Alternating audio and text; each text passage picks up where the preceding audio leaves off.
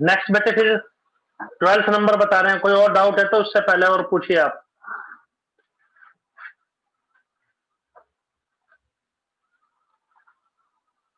12th number देखिए बेटा, 12th important type है, 12th भी पूछा गया एक दो बार।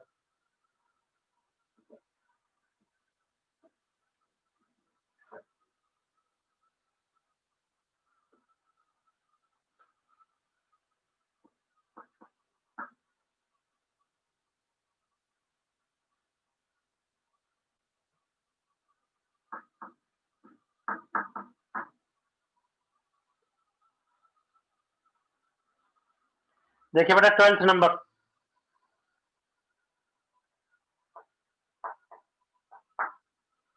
statement is, suppose that each born child is equally likely to be a boy or girl। एक बच्चा जो पैदा हो रहा है, बोर्न चाइल्ड है, वो क्या है, या तो वो बॉय होगा या गर्ल होगा, उसकी इक्वली लाइकली है। इक्वली लाइकली का मतलब इक्वली बराबर, लाइकली संभावना, उनके होने की बराबर संभावना है। जैसे कई बच्चे जो है, जैसे हम ये कहें भी, क्या प्रोबेबिलिटी है कि बॉय बोर्न करेगा, बोर्न चाइल्ड इज बॉय, बोलते ना भी 50-50 चांसेस है, यानी टोटल केसेस दो, या तो बॉय होगी या गर्ल होगी। सैंपल स्पेस में दो ही केसेस है, बॉय और गर्ल। और बॉय होने के क्या चांसेस है, बॉय के फेवर में 1 तो 1/2, गर्ल के फेवर में भी 1 1/2। तो ये होता है इक्वली लाइकली। कह रहे हैं एक चाइल्ड जो बोर्न हो रहा है, उसके बोर्न होने पर बॉय या गर्ल की चांसेस कितने हैं, इक्वली लाइकली, बराबर बराबर संभावना है, बराबर बराबर। If a family has 2 children, family में 2 बच्चे हैं, तो जब भी 2 बच्चों वाला क्वेश्चन है, एक एग्जाम्पल भी है ऐसा। तो फैमिली में 2 बच्चे हैं, तो 2 बच्चे हैं तो उसका सैंपल स्पेस क्या हो सकता है, या तो दोनों बॉयज होंगे,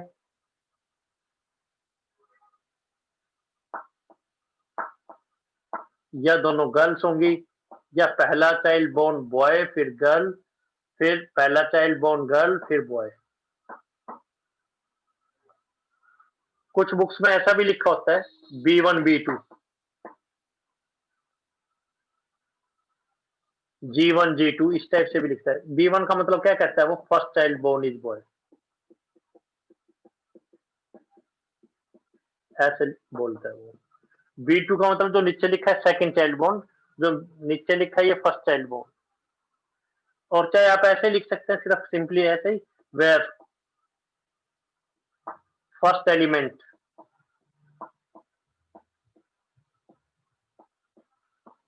ऑफ पेयर, जो पहला एलिमेंट है, जैसे बी लिखा है, ये सीक्वेंस ऑफ द बर्थ है, कि पहले कौन सा चाइल्ड बोर्न हुआ है और बाद में कौन सा चाइल्ड बोर्न हुआ है, यानी where first element is first child born.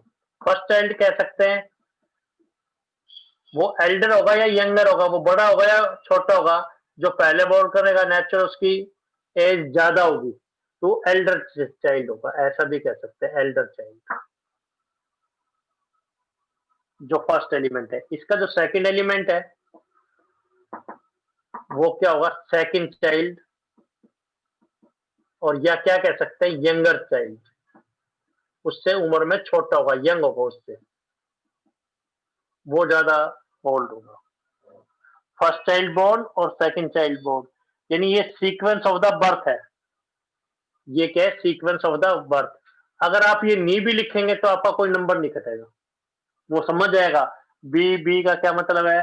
पहला चाइल्ड बोर्न वो बॉय है, दूसरा बोर्न है। तो ये जो हम सैंपल स्पेस लिखते हैं, ये क्या होता है, sequence of the birth, birth की सीक्वेंस है, ये सीक्वेंस ऑफ द बर्थ है।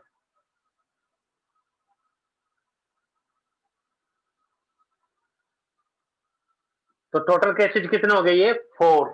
जनरल नॉलेज, अगर हम कहें क्या प्रोबेबिलिटी कि दोनों बॉयज होंगे, तो टोटल केसेज तो 4, सैंपल स्पेस में बी के फेवर में एक केसेज, तो 1/4। जी के फेवर में एक बॉय एक गर्ल के फेवर में की क्या प्रोबेबिलिटी होगी, एक बॉय होगा एंड एक गर्ल होगी।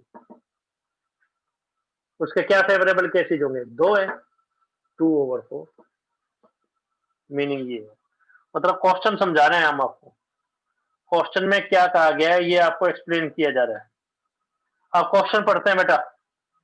कह रहे हैं एक फैमिली में 2 बच्चे थे, दोनों के बॉय और गर्ल होने की इक्वली प्रोबेबिलिटी है, वो हमें पता भी है, चाहे ना दिया होता। फर्स्ट पार्ट कह रहा है क्या प्रोबेबिलिटी है कि उस फैमिली के अंदर दोनों गर्ल चिल्ड्रन होंगे, 2 गर्ल्स। फैमिली में 2 बच्चे हैं, ये तो हमें पता है। क्या प्रोबेबिलिटी की दोनों गर्ल्स होंगी? 10th क्लास में क्वेश्चन यहीं तक आता था, तो आंसर आप लिख देते थे 1/4। 10th क्लास में भी क्वेश्चन था, लेकिन condition that youngest age girl. आप कहते हैं भाई इस चीज की प्रोबेबिलिटी बताओ कि उसमें दोनों ही गर्ल्स होंगी, लेकिन बोला ये तो मेरे को पता है, ये तो मेरे को ध्यान है, ये तो दे रखा है। यंगर, यंगर का मतलब सेकंड चाइल्ड बोर्न। जो दूसरे नंबर पे बोर्न करेगा वही तो छोटा होगा बेटा, यंगर होगा। पहले नंबर की उम्र ज्यादा होगी, दूसरे नंबर की कम होगी, तो सेकंड चाइल्ड इज गर्ल। इस चीज की प्रोबेबिलिटी हमें निकालनी है। तो सैंपल स्पेस में और जो लिखा है यंगर का मतलब सेकंड चाइल्ड, इसमें कोई डाउट है तो पूछिए आप। तो ए और बी निकालना है हमें। इसको ए ले लेंगे और इसको बी ले लेंगे बस। तो क्या आंसर? दोनों का इंटरसेक्शन डिवाइड बाय पीबी बस। दोनों का intersection divide by P B answer. तो बी की प्रोबेबिलिटी निकालेंगे, ए इंटरसेक्शन बी की निकालेंगे। तो एक फैमिली में 2 बच्चे, इस टाइप का एग्जांपल भी है, इंपॉर्टेंट टाइप है। सैंपल स्पेस यही बनेगा। जो पहला एलिमेंट है वो क्या शो करेगा? फर्स्ट चाइल्ड बोर्न, या उसको क्या कहेंगे? Elder child. जो सेकंड एलिमेंट है वो क्या होगा? सेकंड चाइल्ड बोर्न, या उसको क्या कहेंगे? Younger child. बस आंसर। अब बी के फेवरेबल केसेस लिखो, टोटल तो 4 पता ही है। फिर बी ए के लिखने की जरूरत नहीं है, बी में से वो केसेज ले लेंगे जो ए में भी है। बुक में एग्जाम्पल में देखेंगे बी भी लिखता है, ए भी लिखता है, कोई जरूरत नहीं है। पहले जो नीचे लिखा है उसकी प्रोबेबिलिटी, ए की प्रोबेबिलिटी निकालनी ही नहीं है, तो ए के फेवरेबल केसेज क्यों लिखें? बी का मतलब क्या है? Second is girl. कि इसमें ऐसा कोई केस है जिसमें सेकंड गर्ल है? यस, जी जी बी। तो बी की प्रोबेबिलिटी होगी बेटा 2/4। बी में वो केस जो ए में भी है। ए क्या है? 2 गर्ल्स। क्या बी में कोई ऐसा केस है जो 2 गर्ल्स वाला है? यस, एक है, जी जी। तो 1/4। तो आंसर आ गया 1/2। वैसे तो बेटा कोई नया रिजल्ट नहीं बता रहे पिछले 2-3 लेक्चर से, लेकिन आपको एक्सप्लेन करते हैं तो आपके माइंड में एक इंप्रेशन आता है, इसलिए आपको एक्सप्लेन किए जा रहे हैं भाई एग्जाम में कैसे सोचना है। तो 2 चाइल्ड वाला क्वेश्चन इस ढंग से आपको सोचना है। 13th देखें बेटा, 13th। कोई डाउट? 1 2 3 4 और ये 5th आंसर। कोई डाउट है तो आपको नंबर पूछना पड़ेगा। नंबर बोलिए, करिए नोट। कोई डाउट है तो नंबर पूछ लीजिए बेटा आप। पूछना काफी आसान, आपको ये पूछना भी फर्स्ट स्टेप बता दो, सेकंड, थर्ड, फोर्थ, ऐसे पूछिए आप।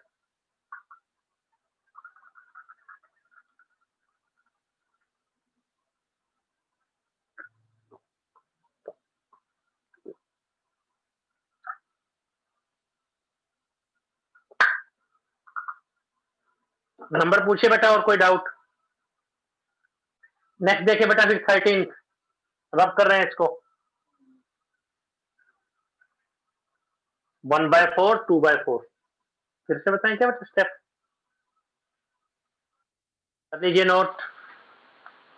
1/4 और ये 2/4। यस बेटा, कर लिया क्या? देखिए ठीक है बेटा, कर और बताते हैं बेटा।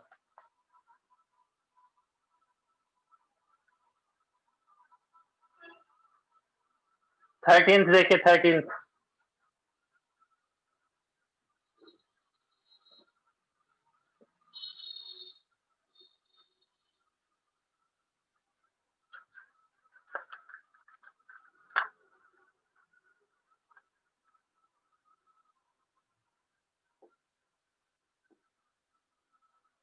13th इज, कह रहे an instruction instructor has a question bank consisting of 300 easy true false question and 200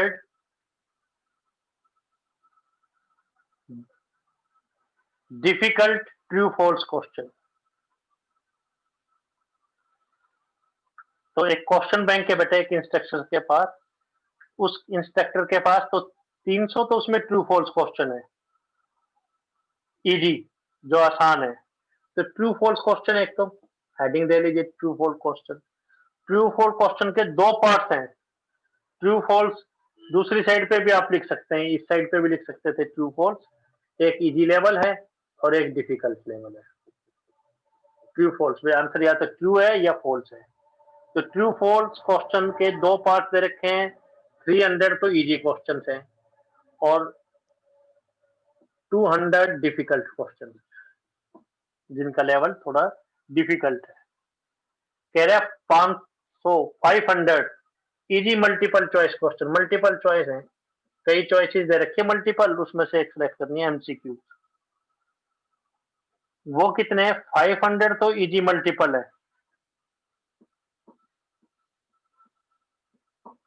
and 400 difficult question, इसमें भी यही लेवल है।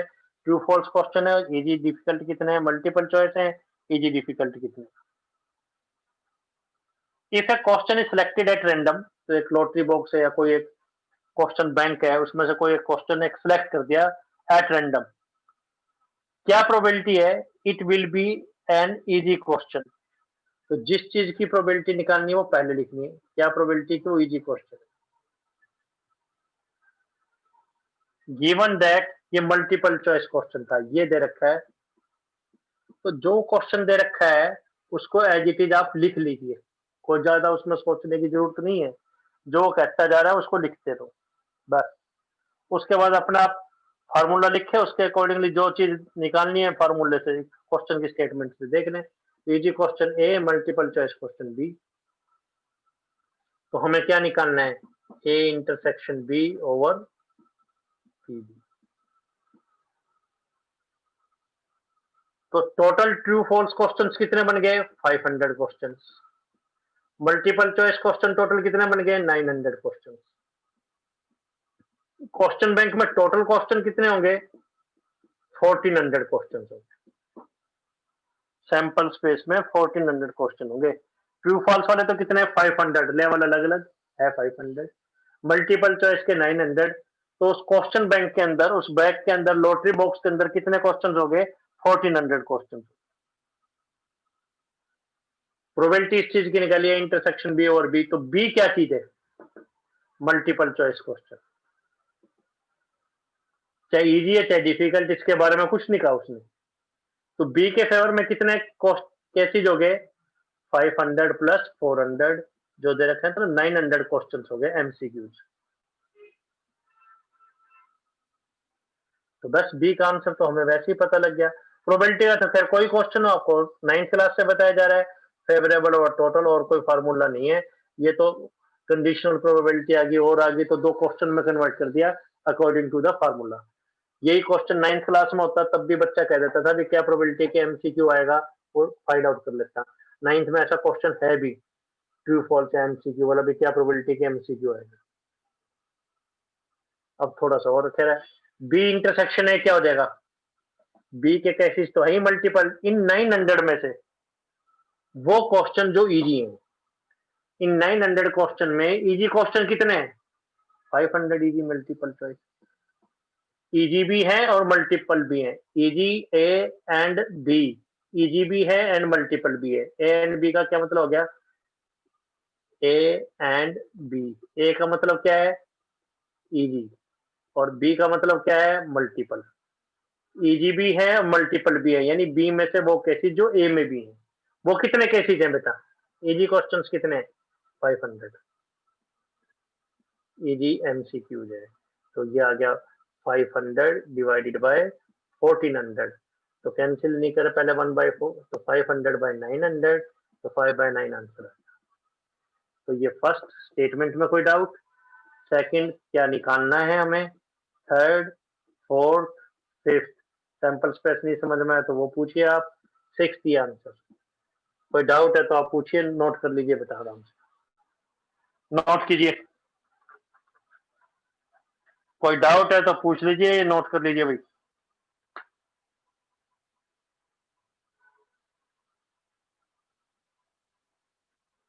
फिफ्टीन देखिए बेटा,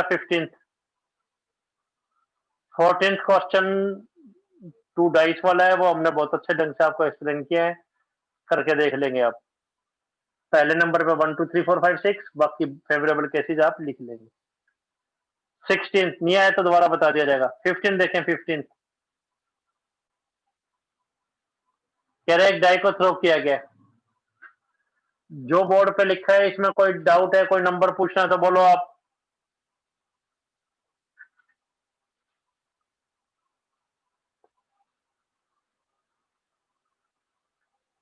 नेक्स्ट देखें बेटा आप लोग, क्वेश्चन नंबर 15 कैसे करना है देखिए आप। 15th नंबर,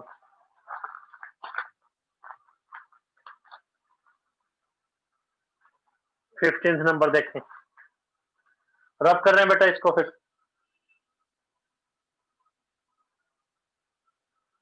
ठीक है बेटा, ये चीज नोट्स में भी आपको मिल जाएगा। 15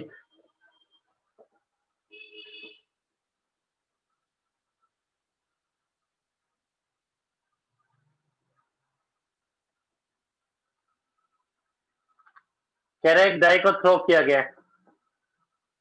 9 10 तक तो इतना ही क्वेश्चन होता था, अभी एक डाई को थ्रो कर दिया। कह रहे अगर 3 का मल्टीपल आता है तो इस डाई को दोबारा टॉस करना है। 3 का मल्टीपल देखो बेटा, सैंपल स्पेस जैसे वो कहता जा रहा है। स्टेप फर्स्ट तो क्या है, वो कह रहा है कि एक डाई को थ्रो करना है। तो डाई पे अगर 3 का मल्टीपल आता है, 3 का मल्टीपल कौन कौन सा हो गया, 3 6, और अगर नहीं आता तो कौन सा रह गया, 1 2 4 5। 3 का मल्टीपल आता है, मल्टीपल ऑफ 3।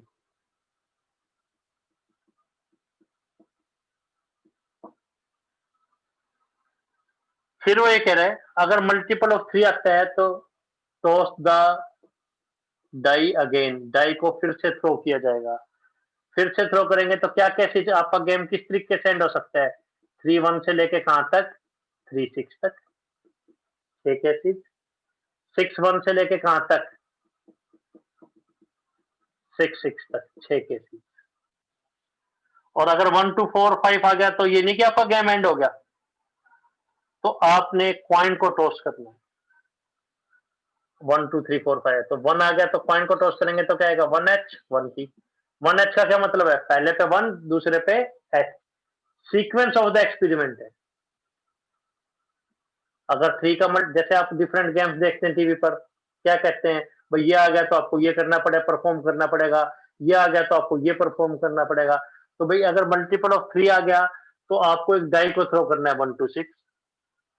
अगर 1 2 4 5 आया है तो आपको क्वाइन को टॉस करना है, 2H 2T, 4H 4T, 5H 5T।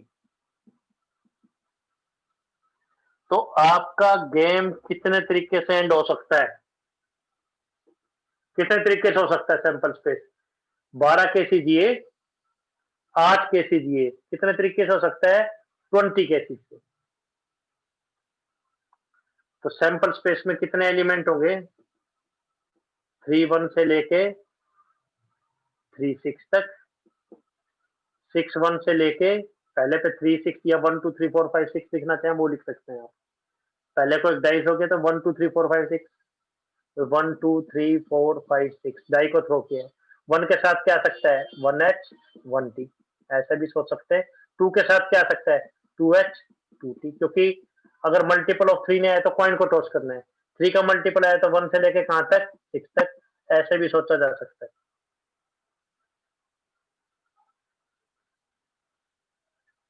समझ रहे हैं बेटा, चाहे ऐसे सोच लीजिए, पहले एक कॉइन को टॉस किया है, चाहे ये फिगर बनानी कोई जरूरी नहीं है, तो हमने आपकी जनरल नॉलेज के लिए एक डाई को थ्रो किया गया तो 1 से लेके 6 तक आएगा। 1 आ गया तो आपको क्या करना है, कॉइन मिलेगा, कॉइन को टॉस करना है, 1H 1T। तो लाइन में ऐसे लिखने की जरूरत नहीं, ऐसे ही लिख ले दिया। 2 आ गया तो क्या करना है, 2H 2T। 3 आ गया तो 3 का मल्टीपल आया तो आपको सिक्का नहीं मिलेगा टॉस करने के लिए, क्या मिलेगा? एक डाई मिलेगी। कैसे भी सोच लीजिए, चाहिए ऐसे लिखा है, चाहिए ये भी आसान है। 4 लिख आ गया तो आपको कॉइन टॉस करना है, 4H 4T, 5H 5T। 6 आ गया तो डाई को थ्रो करना है, तो 20 कैसी हो गई?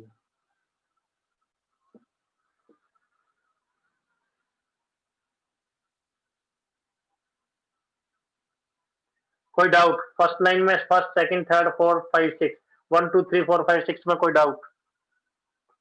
1 2 3 4 5 6 जैसे वो कहता जा रहा है वैसे लिख दिया, जैसे वो कह रहा है। जनरल नॉलेज, अगर हम प्रोबेबिलिटी 1H निकाल लें तो उसका आंसर 1/20 नहीं है।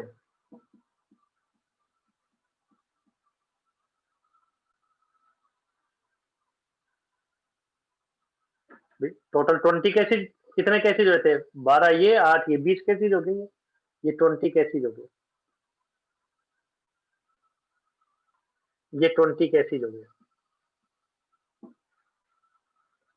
1H निकालना है तो 1/20 नहीं जैसे पहले करते थे। क्यों? 1H की प्रोबेबिलिटी है क्या?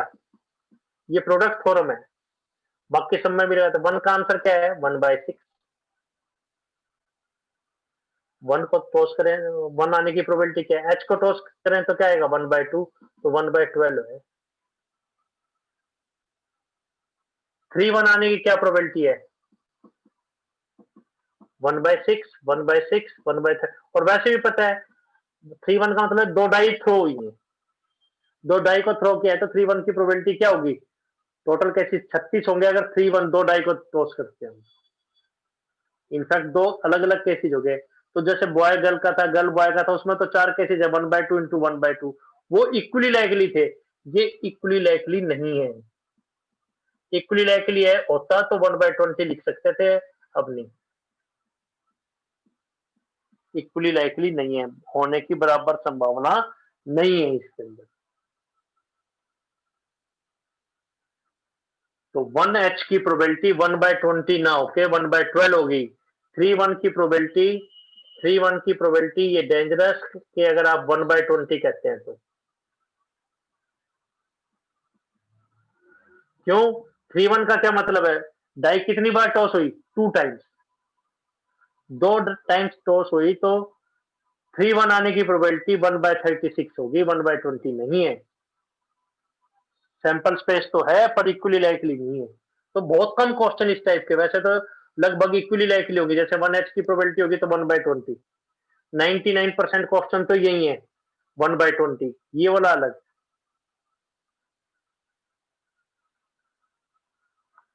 खैर समझ में आया, ठीक है, नहीं जितना समझ में आया। 20 केसेस तो समझ में आ गए इसके अंदर, इक्वली लाइकली नहीं है तो जनरल नॉलेज। अब फर्दर वो ये कह रहा है क्या प्रोबेबिलिटी है कि क्वाइन शो टेल, क्या प्रोबेबिलिटी की क्वाइन के ऊपर टेल आएगा? टोस्ट टेल, क्वाइन के ऊपर क्या आएगा? टेल। गिवन दैट कम से कम एक 3 आ चुका है,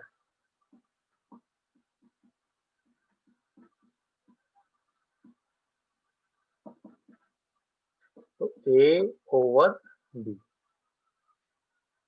ये निकालना है बेटा। तो पहले बी के कैसे जिसमें ए वाले देखने हैं। कम से कम एक 13 वाला है क्या? कम से कम एक 3 वाला है कोई कैस? पहली लाइन में नहीं, दूसरी लाइन में नहीं, तीसरी लाइन में है, यस। 3 1 से लेके कहां तक है? 3 6 तक। फोर्थ लाइन में नहीं, फिफ्थ लाइन में नहीं, सिक्स लाइन में है। कम से कम एक 3 6 3 है। बाकी किसी भी लाइन में 3 नहीं है। एक तो थर्ड लाइन पूरी थी और सिक्स लाइन में केवल एक ही था, 6 3। समझ गया बेटा? ए इंटरसेक्शन बी क्या होगा? तो ये इसका क्या आंसर है, A intersection B over P B. A और बी में कॉमन, ए का मतलब क्या है, टेल, ए का मतलब टेल, इंटरसेक्शन का मतलब एंड, बी का मतलब 1 3, एटलीस्ट 1 3, अगर आप इसमें देखें तो इसके अंदर कोई केस ऐसा है जिसमें टेल आ रहा है, नहीं। और वैसे भी देखो टेल और कम से कम एक 3, जब आपका 3 आ ही गया पहली डाइस के ऊपर तो आपको कॉइन मिलेगा ही नहीं, कॉइन नहीं मिलेगा तो टेल कैसे आएगा, क्यों, 3 या का मल्टीपल आया तो आपको तो एक डाई फिर से मिल रही है। अगर टेल आ गया, अगर 3 आ गया तो टेल तो आ ही नहीं सकता, पहले पे 3 आ गया तो आपको कॉइन थोड़ी मिल रहा है, डाई मिल रही है, तो इसका कोई फेवरेबल केस नहीं है। जिसका कोई फेवरेबल केस ना हो तो उसकी प्रोबेबिलिटी क्या होती है बेटा, 0। तो ये तो 0 ओवर पी भी चाहे कुछ भी हो, 0 डिवाइडेड बाई एनीथिंग 0 होगा। फिर से देखिए सैंपल स्पेस बहुत अच्छे ढंग से आपको समझ में आएगा, 1 से लेकर 6 तक एक डाई, अगर 3 का मल्टीपल आता है तो डाई को थ्रो करना है और नहीं तो कॉइन को टॉस करना है। तो 3 का मल्टीपल आता है तो डाई और नहीं तो क्वाइन, तो 1 3 का मल्टीपल नहीं है तो क्वाइन को टॉस किया, 2 3 का मल्टीपल नहीं है, क्वाइन टॉस किया, 3 का मल्टीपल है तो डाई को थ्रो किया, 4 का मल्टी 4 है तो क्वाइन थ्रो किया, 5 है क्वाइन थ्रो किया, 6 है 3 का मल्टीपल है तो डाई को थ्रो किया। ए ओवर बी निकालना है, क्वाइन टॉसिस टेल, इसको ए मान लिया कि क्वाइन के ऊपर टेल आता है। अगर केवल इतना ही क्वेश्चन होता, 10th क्लास का क्वेश्चन था, 1/2 आंसर आ जाता। गिवन दैट कम से कम एक 3 आया है, तो पहले कम से कम एक 3 को देखें। कम से कम एक 3 के कितने केसेज हैं, 6, एक तो लाइन ये पूरी ये होगी 6 केसेज, एक ये 6 3, 7 केसेज हो गए, 7 केसेज। बी के कितने केसेज है, 7। ए और बी में कॉमन, इसमें कोई ऐसा केस है जिसमें टेल भी है, नहीं, तो 5 हो गया, तो इसकी प्रोबेबिलिटी 0, बी चाहे कुछ भी हो तो आंसर 0 आ गया। अब स्टेप्स लिखते हैं बेटा, फर्स्ट सेकंड, चाहे सेकंड डायरेक्ट समझ लो, फर्स्ट की जरूरत नहीं है तो बताना, चाहे जैसे जैसे वो कहता गया, या ऐसे कर लो, सेकंड फर्स्ट या सेकंड एक ही बात है। थर्ड बी के केसेज, फोर्थ ए और बी दोनों के केसेज, फिफ्थ आंसर। आपको नंबर पूछना, कोई डाउट है तो नंबर पूछिए बेटा, आराम से चेक कीजिए और नंबर पूछे आप। थर्ड से बताते हैं बेटा, फिर से थर्ड नंबर से फिर से बताते हैं, थर्ड नंबर से पहले तो बेटा थर्ड नंबर में ही देखिए, ए इंटरसेक्शन बी और पी भी निकालना है। तो बी ये तो देखें है क्या, बी का क्या मतलब है, कम से कम एक 3। इन 20 केसेज में क्या वो कोई केस ऐसा है जिसमें कोई 3 है, यस, तीसरी लाइन पूरी है और 6th लाइन में एक ही है 6 3, तीसरी लाइन तो पूरी है बेटा कंप्लीट, और 6th लाइन में केवल एक ही एलिमेंट है 6 3। ये थर्ड स्टेप बेटा, 7 केसेज हो गए। इन 7 केसेज में वो केस जिसमें ए भी हो रहा है, ए का मतलब क्या है, क्वाइन टॉसिस टेल, क्वाइन पे टेल आ रहा है। इन 7 केसेज में क्या कोई ऐसा केस है जिसमें टेल भी आ रहा है, नहीं, तो उसको 5 बोलते हैं। या नंबर ऑफ केसेज कितने हो गए, 0। ना लिखो 5, नहीं लिखना तो +1 क्लास का नहीं ध्यान, तो मत लिखिए 5 आप। नंबर ऑफ फेवरेबल केसेज जिसमें 0 आए तो प्रोबेबिलिटी क्या हुई, ए इंटरसेक्शन भी एक नई इवेंट बन गई, सी इवेंट, तो क्या है प्रोबेबिलिटी 0, फेवरेबल केस है ही नहीं। पीबी की प्रोबेबिलिटी लिखनी है लिखो, नहीं लिखनी तो मत लिखो, 0 ही आ गया। अब बोलिए बेटा डाउट, 1 2 3 4 5 6, 4 5 तक, 5 तक। तो कल आपको फर्स्ट एक्सरसाइज ट्राई करनी है, एग्जाम्पल्स भी क्वेश्चन भी डाउट लेंगे हम, डाउट लिए जाएंगे। किसी बच्चे को और कोई बात कहनी है तो बोलो आप, कोई और चीज बेटे कोई बच्चा कहना चाहता है तो बेटे तैयारी साथ साथ करेंगे, पेंडिंग नहीं छोड़ेंगे काम। सर इस चैप्टर के नोट्स नहीं मिले सर मेरे को। हाँ बेटे, आपको फोन करना है, जिस बच्चे को नोट्स नहीं मिले फोन कीजिए, आपको टाइम बता दिया जाएगा, जिस टाइम आप आ रहे हैं उस वक्त तैयार रखेंगे, बता देना पहले। जैसे अगर आप कल आना चाहते हैं तो टाइम बता दें, आप फोन कर लेना या आप। Okay sir. कोई डाउट है फोन भी कर लिया करो, कई बार फोन पिकअप नहीं कर पाते तो हम खुद भी कर लेते हैं बेटे आप लोगों को। ठीक है बेटा, थैंक यू।